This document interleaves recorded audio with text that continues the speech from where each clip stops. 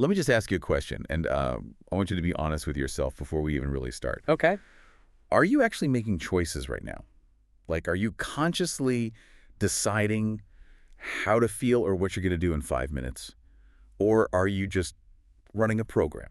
It's a pretty confronting way to open a conversation. But if you look at the sources for today, which range from neurobiology to ancient Taoist texts, the answer for most of us is B. We are running a script. And not just a little bit. There's this one statistic in the reading that it honestly made me just stop and stare at the wall for a minute. I know the one you mean. They claim that by the time you hit age 35, 95% of who you are is just a memorized set of behaviors, emotional reactions, and habits. Which means you are only using your conscious mind, your actual free will, about, what, 5% of the time? The rest is just autopilot. You're a computer executing code you wrote 10 years ago. Wow. That's a heavy concept to start with. Welcome to the Deep Dive. Today we are unpacking a collection of talks and research that all kind of circle around this one massive theme. Breaking the cycle of the familiar past to create a predictable future. And I want to be really clear. This is not think positive fluff. No, definitely not. We're getting into the mechanics of why we get stuck. We have sources on neuroplasticity, the biology of energy, and some really deep philosophical takes on the ego. Yeah, we're going to talk about why your morning routine is basically a biological trap, why failure is a physics problem with a hockey puck, and why you might be carrying an umbrella full of holes. But let's start with that 95% number, because if that's true, it means most of us are just sleepwalking. Right, effectively, yes. The core argument here is that the body is the unconscious mind. Over time, your body has memorized how to feel better than your conscious mind knows how to think. Okay, so let's use the morning routine example they give, because this felt like a very, very specific call out of modern life. Right. Walk us through the mechanics of that trap. Okay, so the scenario is something almost all of us do. You wake up, you open your eyes. For like 3 seconds, you're a blank slate. And then what do? And grab the phone. It's right there. Right. You check WhatsApp, texts, emails, maybe scroll some news or Instagram. Now, on the surface, that just looks like a bad habit. Right, procrastination. But the source argues that biologically, something much bigger is happening. You are reconnecting yourself to everything known in your life. Because those are all messages from people you know about problems that already exist. Exactly. You are plugging your brain right back into the past. But here is the critical part, the distinction they make. Thoughts are the language of the brain. Okay? But feelings are the language of the body. Thoughts equal brain. Feelings equal body. Got it. So you see that email from your boss. Your brain thinks, problem. Your body immediately reacts with a chemical cocktail, cortisol, adrenaline. You feel anxiety. Now here's the loop. The source says you cannot think greater than you feel. Meaning, once my body is just swimming in anxiety chemicals, my brain can only think anxious thoughts. Precisely. The body is now driving the car. If you wake up and immediately trigger the emotions of your past problems, your body, the unconscious mind, drags you right back into yesterday. Biologically, you are living in the past. This connects to that classic neuroscience phrase, right? Yeah. Nerve cells that fire together, wire together. But I think most people hear that and just think, okay, so I have a habit. But this is suggesting it's more like an addiction. It is an addiction. That's why change is so hard. If you say, today I'm going to be calm, but you've spent 10 years feeling stressed, your body is literally addicted to that rush of stress hormones. So when I try to be calm, my body is basically going through withdrawal. Yes. Your body is saying, hey, where's my fix? Where is my anxiety? Where's my guilt? And it will generate thoughts just to trigger those chemicals. It'll remind you about a deadline just to get that familiar hit. That is incredibly frustrating. It explains why sheer willpower almost never works. You're fighting a chemical dependency on your own misery. And the source makes a profound point here. We would rather cling to the familiar, even if it's painful, than step into the unknown. Because the unknown is scary to the survival brain. So if we're fighting this huge biological program, how do we break out? This brings us to a really cool analogy from a speaker named Adam. The hockey stick theory. Yeah, I really like this because it completely reframes how we look at failure. Most people know the hockey stick graph, right? Right. Flat for a while, then it shoots straight up. The handle. The overnight success, right. But Adam points out that we always forget the blade. The blade lies flat. But before the handle goes up, there's usually a dip. But his point is deeper than just you have to struggle. It's about energy. The downswing. Think about swinging a real hockey stick. To hit the puck hard, you have to swing back first. You go down to go up. The source argues that the downswing, the lost money, the mistakes, isn't just a tax you pay. It is the gathering of potential energy. Huh. That's a helpful shift. So the struggle isn't preventing success, it's literally the fuel for it. Exactly. No tension, no release. But then Adam adds this twist that I think most motivational speakers just leave out. Yeah, this was the reality check part. He says, what no one tells you is that at the end of the hockey stick, it goes down again. Gravity still works. This brings in the whole concept of impermanence. The source says we get into trouble because we attach our identity to the up part of that curve. We think, I am a success. But you can't know tall without short. You can't know happy without sad. It's the law of contrast, and the source implies this is by design. If you were ecstatic all the time, you wouldn't even know you were ecstatic. You'd just be numb. You need the dip to frame the rise. So the strategy isn't to stay at the peak forever. That's impossible. It's about how you handle the ride. Yeah. For the highs, the advice is don't get arrogant. Enjoy it, but it's not you. For the lows, don't let it become your identity either. It's just a season. This reminds me of that mental model from Rao that was mentioned. He says, if you just change your definition of failure, you become immune to it. If failure is just learning or energy gathering, it loses all its sting. And if you adopt that mindset, you start evolving much faster. Which brings us to that acronym, ROSE, R-O-S-E, Rate of Self-Evolution. And the quote that goes with it is fantastic. Grow so fast, your old friends have to get to know you all over again. I love that line, but it also feels like it clashes so hard with our current culture. We're obsessed with identity, but not growing it, more like broadcasting it. Yeah. The source critiques what they call the notice me culture. It's the era of the personal brand. Look at me, look at my dinner, my achievements. The source says this obsession with being noticed is a trap. It actually halts your evolution. It freezes you. To counter this, they bring in some pretty heavy philosophy from the Tao Te Ching. Verse 66, the metaphor of the ocean. The question is, why is the sea the king of 100 streams? And in our culture, you'd think the answer is because it's the biggest or the most powerful. But the Tao says it's the king because it stays below them. It lies low. Because it positions itself lower, all the water just flows to it naturally.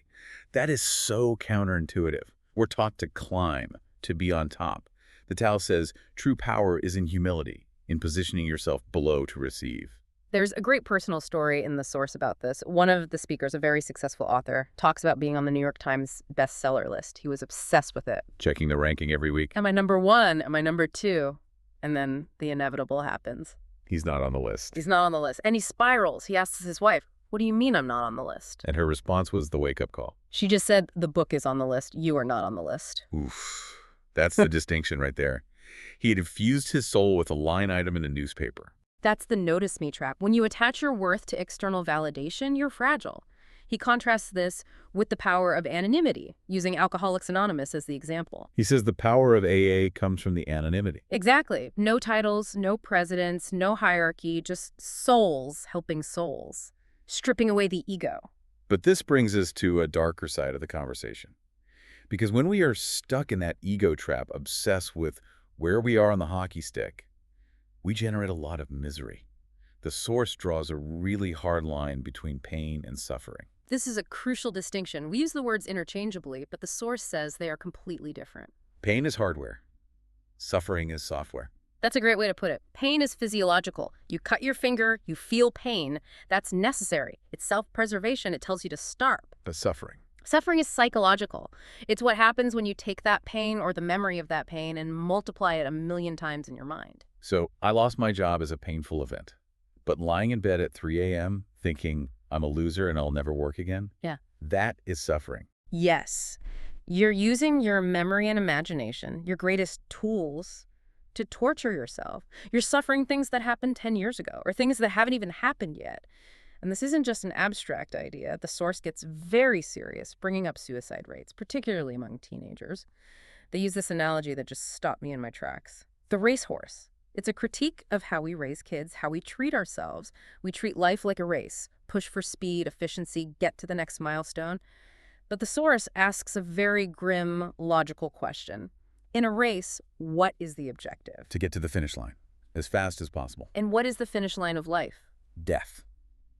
So if you are treating life like a race, rushing through every moment, anxiously trying to get to the end of your goals, unconsciously, you are rushing toward death. That hits so hard, it just reframes hustle culture in this really morbid light. And the biology backs this up. This is where they talk about cellular messaging. When you are in that state of suffering, anxious, miserable, you are sending a chemical message to every single cell in your body. And the message is, I don't want to be here. Right. And your cells, which are trying to keep you alive, get confused. You're broadcasting a signal that says, this experience is unbearable. The source suggests this creates a physical heaviness, a lethargy. It's cellular inertia. So how do we fix the signal? The source pivots here to what they call inner engineering. And they offer some practical advice that I'll push back on a little because it sounds extreme. The dietary inertia section. Yeah. They say most of us eat way too much dead food. And the advice was to cut your food intake by 50%. I mean, to me, that sounds like a recipe for an eating disorder. Right, and it's important we don't take that as like a blanket medical prescription. The source isn't saying starve yourself. They're talking about the energy cost of digestion. Okay, explain that. Digestion is one of the most energy-intensive things your body does. If you eat heavy, processed, dead food, your body works overtime to break it down. You know that food coma feeling? Yeah. That's your energy being diverted to your stomach. The argument is that by eating 50% less, but choosing food that is a live, fresh, high-vitality food, you actually net more energy. Oh, okay. So you reduce the processing tax on your body. Exactly. The source claims this specifically reduces your sleep quota. You need less sleep because your body isn't exhausted from digesting all night. You become lighter, more alert. That makes more sense. It's about efficiency, not deprivation. But what about the mental drama? We talked about suffering being this mental movie. How do we stop the movie? The source uses a funny but really sharp analogy here. Ghostbusters. I loved this. We create problems in our minds, anxiety about the future, arguments that haven't happened. They're illusions, they're ghosts. But then we try to solve them. We analyze them, we worry about them. We try to be the Ghostbuster for our own hallucinations. So we're driving ourselves crazy trying to solve a problem that doesn't actually exist outside our own heads. Right. The advice isn't to solve the problem. It's to realize you're the one creating the ghost. You're the director of this drama. If you don't like the movie, stop filming it. You don't need a strategy to fight a ghost. You just need to stop projecting it. It sounds so simple, but we all know it's incredibly hard to do. And I think the reason it's hard is that we lie to ourselves. Which leads us to the final story in this deep dive, the umbrella. The story of Shankaran Pillai, it's a classic. So, set the scene. Shankaran Pillai is walking a guest out of his house. Right. He walks the guest out and it starts to rain, and Shankaran Pillai is holding an umbrella, but he doesn't open it. He's just standing there getting soaked. The guest, obviously confused, asks him, "Why aren't you opening your umbrella?" And Shankaran says, because it's full of holes. And then the guest asks the million-dollar question, then why did you bring it? And the punchline is, I didn't think it would rain. It's just so absurd, but it hits you right in the gut. It's the ultimate metaphor for self-deception. We all carry umbrellas that are full of holes. Our defenses, our bad habits, our egos, our avoidance strategies. We know deep down they don't work. But we carry them anyway, just hoping it won't rain. But it always rains eventually. Life always tests you. And the source's mandate here is radical honesty. You have to inspect your own umbrella. You have to admit this tool is broken. Because if you wait for someone else to point out the holes, you're already soaked. Exactly. You have to catch your own lies. That is the only way to actually change the program. So let's bring this all together. We started with the biology of the morning trap, how we're chemically addicted to our past. We moved to the hockey stick, understanding the downswings are necessary for gathering energy. We talked about Rose and the Taoist ocean finding power and humility, not the notice me ego. We got heavy with the difference between pain and suffering, the racehorse mentality. And we looked at some practical fixes like eating for vitality and throwing away the broken umbrella. So what's the synthesis here? I think inner engineering isn't about controlling the external world. You can't control the weather. It will rain. It's about determining how you experience the rain. Right. If you're waiting for the world to change so you can feel good, you are a slave. If you determine your inner state regardless of what's happening outside, that is freedom. And there was one final provocative thought from the sources that I really want to leave everyone with. It's kind of a challenge for tomorrow morning. Yes. This is the key to hacking that 95% autopilot we started with. Most of us wait for something good to happen. A promotion, a date, to feel gratitude. We wait for the event to cause the feeling. That's living in separation. That's the old model. The challenge is, can you feel the gratitude before the event happens? Can you feel the joy of the new life before it actually arrives? And why does that work? Because if you can generate that feeling, your body, the unconscious mind, it doesn't know the difference between a real experience and a vivid emotion. It believes the success has already happened. And when the body believes it, it stops fighting you. It stops looking for the stress fix and starts accepting the gratitude fix. Exactly. You aren't predicting the future, you are biologically designing it. I'm going to try that tomorrow morning. Before I grab the phone, I'm going to try to feel the gratitude first. Let me know how long you last before checking Instagram. Baby steps. Thanks for diving in with us. We'll see you on the next one.